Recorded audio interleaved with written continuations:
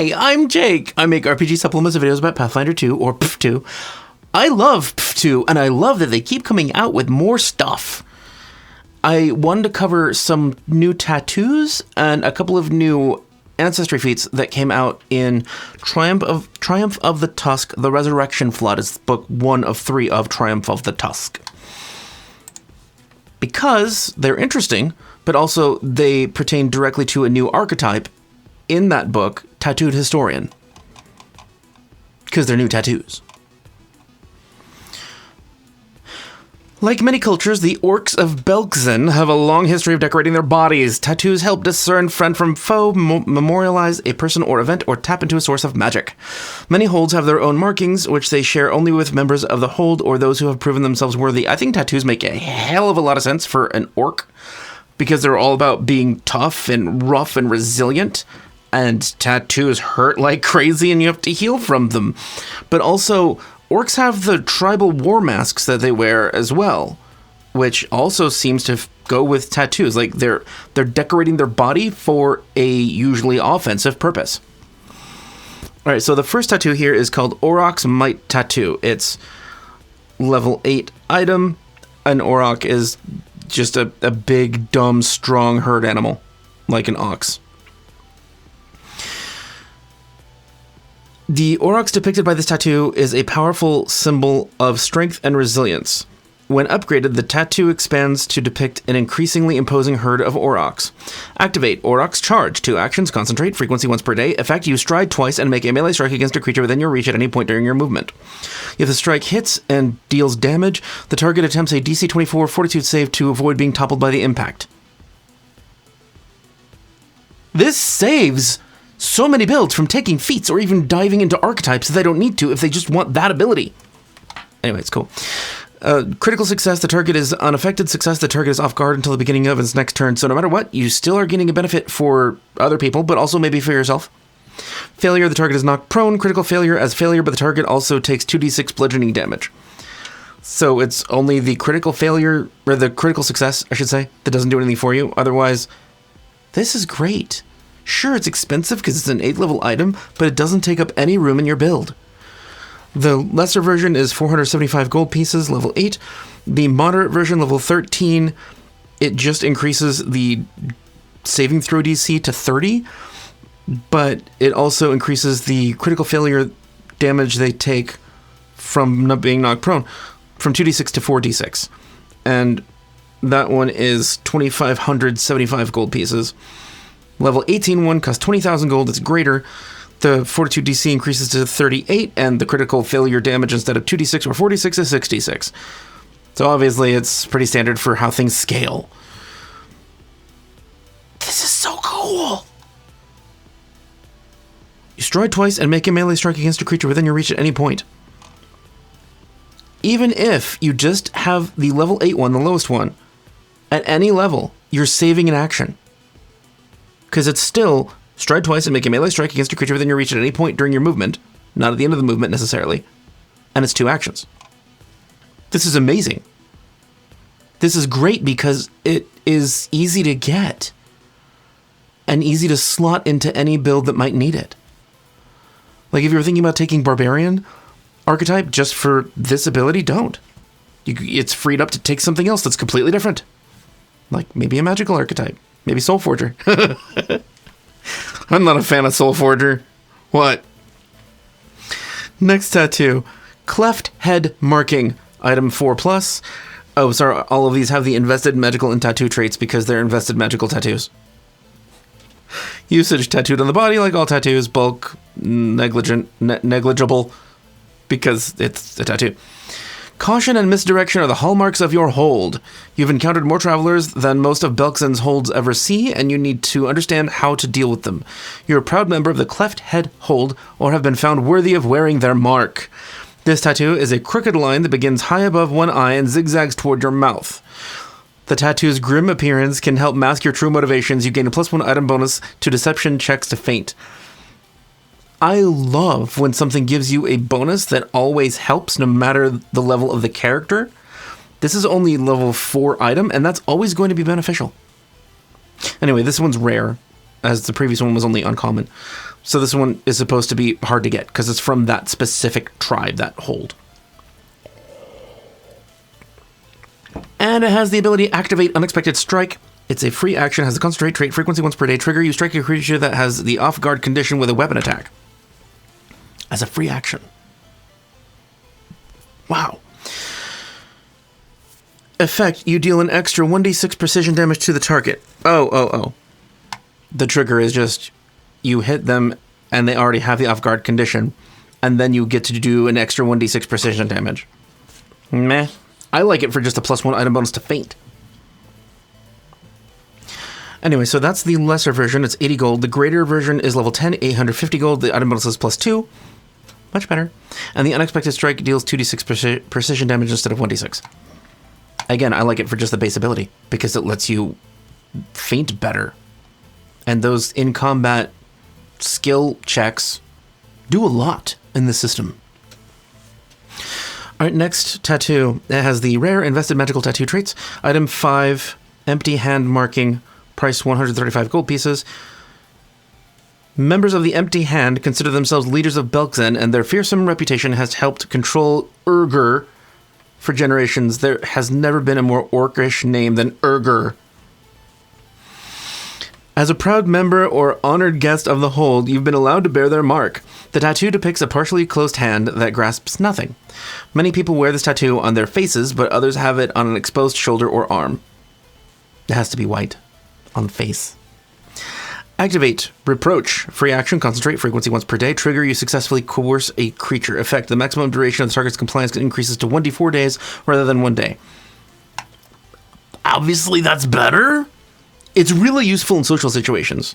I don't like things that are only for downtime activities or long-lasting non-combat activities, because coercion can't be done in combat. And so much of the system revolves around combat.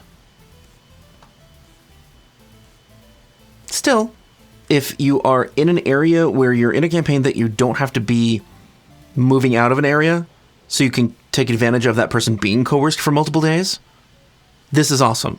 It's just situational. Next tattoo, item level 3. Flowing Water, uncommon invested magical tattoo, usage tattooed on the body, bulk slash.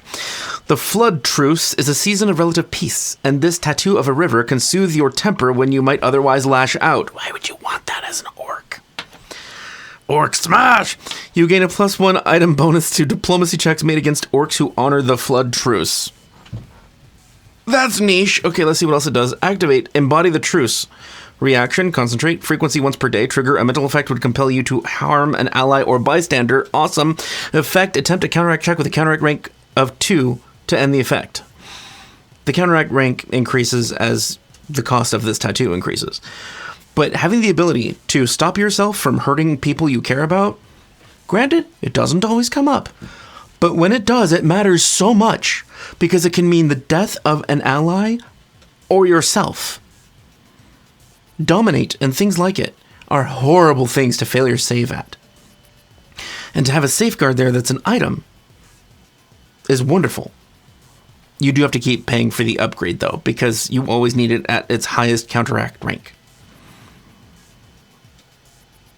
So there's level 3, level 7, and level 11, which change the counteract rank from 2 to 4 to 6. And they cost 55 gold, 320 gold, and 1200 gold respectively. Last tattoo, Storied Skin. Item 3, uncommon invested magical tattoo, 45 gold. Usage tattooed on the body, bulk slash. Your skin becomes a canvas that records history as you learn it. When you receive the tattoo, choose a lore skill. You can add the visual trait to the recall knowledge action in order to study your tattoos, granting you a +1 item bonus to your checks using the chosen lore skill. I love it. That's primarily what it does. I'll read the rest of it, but I love this because it's hard to get a plus to skills at low levels. And this is really nice for that, because it can be any lore.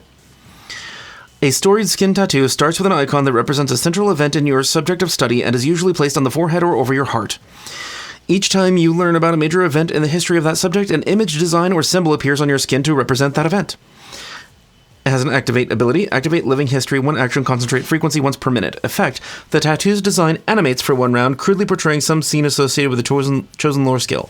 That's it. It doesn't do anything. The main purpose of Storied Skin is to go with the archetype Tattooed Historian. However, by itself, it's still +1 to a lore skill, which will always help you at any level. And you could get multiples of these. However, it's best off that if you're going to get multiples of these, become a Tattooed Historian, because then you reduce the limit of how many tattoos you can have. Because they always suck up an invested slot. Which sucks. Okay, so 2 new Orc feats. The Orcs of Belkzen are adaptable survivors who can expertly make do during times of scarcity. Oryx-headed, it means bullheaded. It's the same thing. Level 3 feat, uncommon skill, prerequisites, trained in diplomacy or intimidation. Oh, it's a skill feat. It's not an ancestry feat, it's a skill feat. So then this is for everyone. That's weird. Your words and body language can subconsciously unsettle orcs, giving you an advantage when convincing them to see things your way. Many with this feat use it to travel freely between holds, warning all but the toughest orcs to waylay weaker prey. You gain a +1 circumstance bonus to skill checks made to make an impression or coerce creatures with the orc trait. Enemy orcs who can see you at the start of combat take a -1 penalty to initiative rolls. That's great. Granted, it's only great against orcs, but against orcs, it's really great. It kind of sucks that it's only orcs. I would argue that you could have a similar functioning feat for any ancestry. Just find out what ancestry you're going to be most often interacting with or fighting against at the beginning of an adventure. If your GM's willing to tell you that, I would be, if I knew. And then just make it for that ancestry. Because this can be tailored to any campaign, and therefore can be an integral part of how you appear to everyone in that campaign. So this would be fun to use for anybody. A little modified. Okay. Now, this feat is an Orc ancestry feat. It has the Orc trait, is uncommon, and it has prerequisites of Orc superstition. It's Spell Survivor, level 5 feat. Once you've resisted an opponent's magic, anything else they throw your way becomes less effective. When you attempt a saving throw against a spell using Orc superstition or pervasive superstition and critically succeed, you gain resistance 1 to all damage dealt by that triggering spell's caster until the end of their next turn. At 9th level and every 4 levels thereafter, the resistance increases by 1. Meh. That, like, gaining pluses to your saving throw is amazing to keep you from critically failing or to help you succeed. Gaining resistance 1 after you save, or critically save, against somebody's spell, you only gain resistance 1 versus that triggering spell's caster until the end of their next turn. Woo. This needs a rework. It needs a rework. It's so niche in its usefulness that I would have to say that it either functions against all spell damage dealt by anyone until the end of that caster's next turn, sure, or increase it to 3. And then at 9th level and every 4 levels thereafter, increase the resistance by another 2. Because then it'll matter. Against that one person, it'll be super impressive. It's not going to break anything. It just means that it's useful. This is not useful. Sad. Thank you for joining me. If you are a patron, thank you for being here every day and being the lovely human being you are. Assuming you are a human being. I'm sure you are. Yeah. You are, aren't you? Anyway. I'm such a dork. God, that was embarrassing. I can't include that. That's so stupid. If you want to join the Discord to chat with nerdy people who like building builds and helping with lots of ideas of how to make characters and stuff and worlds. Anyway, the Discord link is in the description, and also the Patreon link is in the description. If you are a patron of $5 or more, then you get entered into a drawing every month to win a random set of dice or something very dice-like, like this. It's a cookie jar. I like cookies. Well, if you want to see the video on the archetype for Tattooed Historian, for which these things exist, especially storied skin, and all the ways they get to use storied skin that are different and interesting, click here. Or if you want to see Divine Mysteries, playlist is here.